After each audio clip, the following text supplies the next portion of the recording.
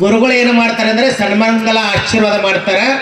ನಿಮ್ಮ ಕಷ್ಟಗಳಿಗೆ ಒಂದಿಷ್ಟು ಧೈರ್ಯವನ್ನು ತುಂಬಿ ಒಂದಿಷ್ಟು ತಮ್ಮ ಅಮೃತವಾಣಿಯ ಮುಖಾಂತರವಾಗಿ ನಿಮಗೇನು ಹೇಳ್ತಾರೆ ಅಂದರೆ ಬೋಧನೆಯನ್ನು ಮಾಡ್ತಾರೆ. ಆವಾಗ ನಿಮಗೆ ಮನಸ್ಸಿಗೆ ಆನಂದ ಆಗ್ತದೆ, ಆನಂದ ಆಗ್ತದೆ. ಹೌದಪ್ಪ, ಘಟದಿಂದ ಮಠ ಬೆಳಗಬೇಕು ಅಂದರೆ ಮಠದಿಂದ ಘಟ ಬೆಳಗಬಾರದು. ಯಾರೋ ಹಾನಗಲ್ಲ ಗುರು ಕುಮಾರ ಮಹಾಶಿವಗಳು ಹೇಳ್ತಾರೆ, ಮಠದಿಂದ ಘಟ ಬೆಳಗಬಾರದು, ಘಟದಿಂದ ಮಠ ಬೆಳಗಬೇಕು ಅಂತ. ಹಾಗೆ ಉಪಮನ್ಯು ಶಿವಾಚಾರ್ಯರು ಘಟದಿಂದ ಮಠವನ್ನು ಮಾಡಿ ತೋರಿಸಿರುವಂಥ ಕೀರ್ತಿ ಉಪಮನ್ಯು ಶಿವಾಚಾರ್ಯರಿಗೆ ಸಲ್ತದೆ. ಇವತ್ತು ನೋಡಿ ಎಂಥ ಮಠ ಆಗಿದೆ ಅಂದ್ರೆ, ಅವತ್ತಿನ ಮಠದಲ್ಲಿ ಬಹುಶಃ ಬಸಯ್ಯ ತಾತವರು ಅನೇಕ ಜನರಿಗೆ ಮಾರ್ಗದರ್ಶನ ಮಾಡಿರ್ಬೋದು, ಅನೇಕ ಜನರಿಗೆ ಬಾಳಿಗೆ ಬೆಳಕಾಗಿರ್ಬೋದು. ಅವರು ಹಣವನ್ನು ಕೂಡಿಸಿ ಭಕ್ತರ ಉದ್ಧಾರವನ್ನು ಮಾಡಿ, ಆದರೆ ಮಠವನ್ನು ಏಳಿಗೆ ಮಾಡಿದ್ದಿಲ್ಲ. ಉಪಮನ್ಯ ಶಿವಾಚಾರ್ಯ ಏನು ಮಾಡಕತ್ತರು ಅಂದರೆ, ಅವರು ಹಾಕಿ ಕೊಟ್ಟಿರುವಂಥ ದಾರಿ ಒಳಗೆ ನಡೀತಾ ನಿಮ್ಮೆಲ್ಲರ ಮನಸ್ಸಿನ ಒಂದು ಅಂಧಕಾರವನ್ನು ಹೋಗಲಾಡಿಸಿ ನಿಮ್ಮ ಮನಸ್ಸು ಕೂಡ ಶುದ್ಧ ಮಾಡಕತ್ತಾರ. ಅದರ ಜೊತೆಗೇನೆ ಶ್ರೀಮಠನ್ನು ಕೂಡ ಉತ್ತರೋತ್ತರವಾಗಿ ಬೆಳೆಸ್ತಾ ಇದ್ದಾರೆ ಅಂತಕ್ಕಂಥ ಮಾತನ್ನು ಈ ಸಂದರ್ಭದಲ್ಲಿ ಬಹಳ ಸಂತೋಷವಾಗಿ ಹೇಳಬೇಕಾಗ್ತದೆ. ಶರಣರು ಹೇಳ್ಕೊಂಡ್ಬರ್ತಾರೆ, ಮಂಡೆ ಮಾಸಿದರೆ ಮಹಾಮಜ್ಜನವ ಮಾಡುವರು, ವಸ್ತ್ರ ಮಾಸಿದರೆ ಮಡಿವಾಳರಿಗೆ ಕೂದು, ಮನದ ಮೈಲಿಗೆಯನ್ನು ತೊಳಿಬೇಕಾಗಿತ್ತಂದ್ರೆ ಅನುಭವ ಮಾಡುವಂತ ಉಪಮನ್ಯ ಶಿವಾಚಾರ್ಯ ಮಠಕ್ಕೆ ಸ್ವಾಮಿಗಳಾಗಿ ಸುಮ್ಮನೆ ಬೇರೆ ಬೇರೆ ಕಡೆ ಪ್ರವಚನ, ಸತ್ಸಂಗ, ಕೀರ್ತನೆ ಇವೆಲ್ಲ ಮಾಡ್ಕೋತ ಹೋಗ್ತಾ ಇಲ್ಲ. ನನ್ನ ಮಠದ ಕಾರ್ಯಕ್ರಮ ಏನಾದರೂ ಜಾತ್ರಾ ಮಹೋತ್ಸವ ನಡಿಬೇಕು, ಅದಕ್ಕೆ ಒಂದು ಯಾವುದು ಅಂತ ಕೇಳಿದ್ರೆ ನನ್ನ ಪಟ್ಟಾಧಿಕಾರ ವಾರ್ಷಿಕ ಮಹೋತ್ಸವವನ್ನು ಹೆಂಗೆ ಮಾಡಬೇಕು ಅಂತ ಕೇಳಿದ್ರೆ ಮಠ ಏಳಿಗೆಯ ಜೊತೆಗೇನೆ ಭಕ್ತರ ಮನದ ಮೈಲಿಗೆಯನ್ನು ತೊಳಿಬೇಕು ಅಂತ ಇಂಥ ದೊಡ್ಡ ಪ್ರವಚನಕಾರಿಗೆ ಕರ್ಕೊಂಡು ಬಂದು ಇಲ್ಲಿ ಪ್ರವಚನ ಹಚ್ತಾರೆ. ಅಂದ್ರೆ ಇದು ಮನದ ಮೈಲಿಗೆಯನ್ನು ತೊಳೆಯುವಂಥ ಕಾರ್ಯಕ್ರಮ ಏನ್ರಿ. ಮನಸ್ಸಿನಾಗ ನೋಡ್ರಿ, ನೀವು ಉದಾಹರಣೆ ಹೇಳ್ಬೇಕಾಗಿತ್ತಂದ್ರೆ ತಲೆ ಹೊಲಸಾಯ್ತಂದ್ರೆ ಏನು ಮಾಡ್ತೀರಿ, ಶಾಂಪು ಹಾಕ್ಕೊಂಡು ತಲೆ ಹೊಲಸು ಹೋಗ್ಬಿಡಿಸ್, ಹೌದಲ್ರಿ. ಒಳ್ಳೆ ಒಳ್ಳೆ ಶಾಂಪು ಹಚ್ಕೊಂಡು ತಿಕ್ಕೋತ್ರಿ, ಹೊಲಸು ಹೋಗ್ಬಿಡ್ತದೆ, ಡ್ಯಾಂಡ್ರಫ್ ಹೋಗ್ಬಿಡ್ತದೆ. ಅದ್ರ ಜೊತೆಗೇನೆ ಬಟ್ಟೆ ಹೊಲಸಾಯ್ತಂದ್ರೆ ಏನು ಮಾಡ್ತೀರಿ, ಚಂದ ಸರ್ಫ್ ಎಕ್ಸಲ್ ಹಾಕಿ ತಿಕ್ಕಿ ತಿಕ್ಕಿ ತೊಳಿತೀರಿ, ಒಳ್ಳೆ ಹೋಗ್ಬಿಡ್ತದೆ. ಆದರೆ ಮನಸ್ಸಿನೊಳಗೆ ದುರ್ಗಂಧ ಆಗಿತ್ತಂದ್ರೆ ಏನು ಮಾಡಬೇಕು, ಶಾಂಪು ಕುಡಿಯಕ್ಕೆ ಬರ್ತದೇನ್ರಿ? ಇಲ್ಲ. ನೀರಿನೊಳಗೆ ನಿರ್ಮ ಹಾಕೊಂಡು ಅಳಗೇಡ್ಸ್ ಕುಡಿಯಕ್ಕೆ ಬರ್ತದೇನೋ? ಇಲ್ಲ. ಆದರೆ ಶರಣ ಹೇಳ್ಕೊಂಬರ್ತಾರೆ, ಮನದ ಮೈಲಿಗೆಯನ್ನು ತೊಳಿಬೇಕಾಗಿತ್ತಂದ್ರೆ ಅನುಭವ ಮಾಡುವಂಥ ಆ ಅನುಭವದ ಕಾರ್ಯಕ್ರಮ ಎಲ್ಲಿ ನೋಡಕತ್ತೀವಿ ಅಂದರೆ ಐನಾಪುರ ಗ್ರಾಮದ ಹಿರೇಮಠದೊಳಗೆ ಅನುಭವದ ಜಾತ್ರೆ ನೋಡಕತ್ತೀವಿ. ಇದು ಅನುಭವ.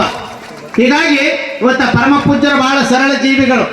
ಅವರೆಲ್ಲ ಕಡೆ ಅವ್ರು ಎಲ್ಲೆಲ್ಲಿ ಹೋಗ್ತಾರಲ್ಲ ನಾವು ಕೂಡ ಬಂದಿರ್ತೇವೆ. ಆದರೆ ಅವರು 5 ದಿನ, 11 ದಿನ, 21 ದಿನಗಳ ಪರ್ಯಂತರವಾಗಿ ತಮ್ಮ ಅಸ್ಖಲಿತವಾಡಿಯಿಂದ ಪ್ರವಚನ, ಪುರಾಣ, ಗುಡ್ಡ ಪುರಾಣ, ಶರಣಬಸವನ ಪುರಾಣ, ಹೀಗೆ ಅನೇಕ ಪುರಾಣಗಳನ್ನು ಹೇಳಿದರೂ ಕೂಡ ಅಂತಹ ಪರಮ ಪೂಜ್ಯರಿಗೆ ಅಹಂಭಾವನೆ ಇಲ್ಲ ನೋಡಿ. ಅಂದರೆ ಇವತ್ತು ನೀವೆಲ್ಲ ಪುಣ್ಯವಂತರು. ಇವತ್ತು ಅವ್ರಿಗೆ ಯಾರು, ನಮಗೆ ಯಾರು, ಯಾರೂ ಇಲ್ಲ. ತಂದೆ ತಾಯಿ ಎಲ್ಲವನ್ನ ಬಿಟ್ಟು ಇವತ್ತು ಧರ್ಮಕ್ಕಾಗಿ.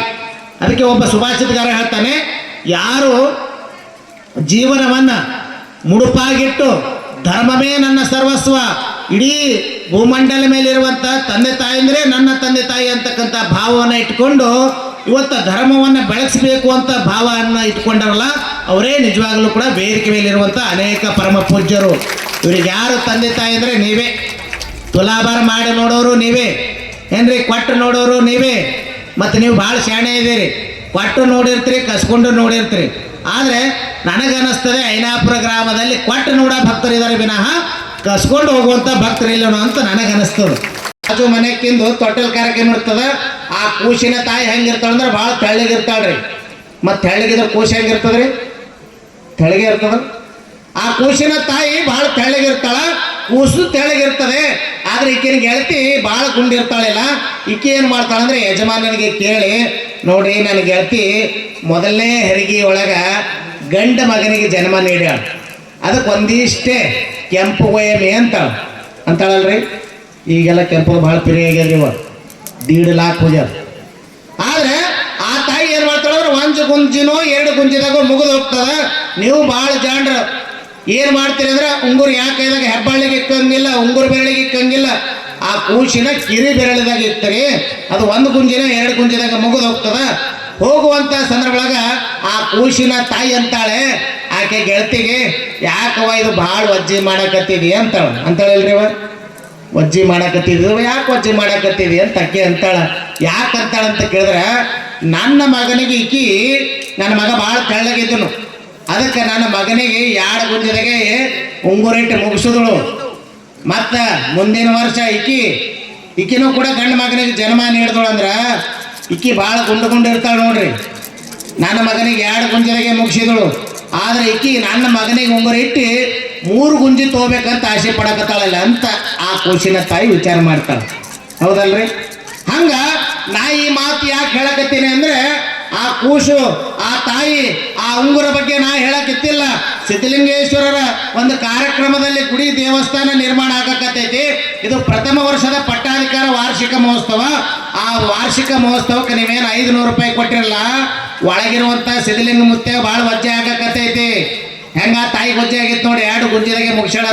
3 ಗುಂಜಿ ಹೆಂಗೆ ಇಡಬೇಕಂತ ಆಸೆ ಆಗ್ತದಲ್ಲ, ಹಂಗ ಸಿದ್ಧಲಿಂಗ ಮುತ್ಯಾಗ ನೀವೇನು ಕೊಟ್ಟಿರಿ 500 ರೂಪಾಯಿ, 5,000 ರೂಪಾಯಿ, 10,000 ರೂಪಾಯಿ, ಒಳಗಿರುವಂತ ಸಿದ್ಧಲಿಂಗ ಮುತ್ತೆ ನೀವು ಯಾರು 500 ರೂಪಾಯಿ ಕೊಟ್ಟಿರಿ, 5,000 ರೂಪಾಯಿ ಕೊಡುವಂತ ಆಶೀರ್ವಾದ ಯಾರು ಮಾಡ್ತಾನೆ ಅಂದ್ರೆ ಸಿದ್ಧಲಿಂಗ ಮುತ್ತೆ ನಿಮ್ಮ ಮನೆ ತನಕ ಮಾಡೇ ಮಾಡ್ತಾನೆ. ನೀವು ಕೊಟ್ಟು ನೋಡ್ರಿ, ಒದರೇಟ್ ಶಾಂತಿ ಅನಿಸ್ತದ. ಅದಕ್ಕೆ ಸುಭಾಷಿತಗಾರ ಹೇಳ್ತಾರೆ, ಧರ್ಮ ಏವ ಸಂಸ್ಥಾನಂ ದುಃಖಾನಂ ಶಮನೌಷಧಂ. ದುಃಖಕ್ಕೆ ಔಷಧ ಯಾವುದು ಅಂತ ಕೇಳಿದ್ರೆ ಧರ್ಮ.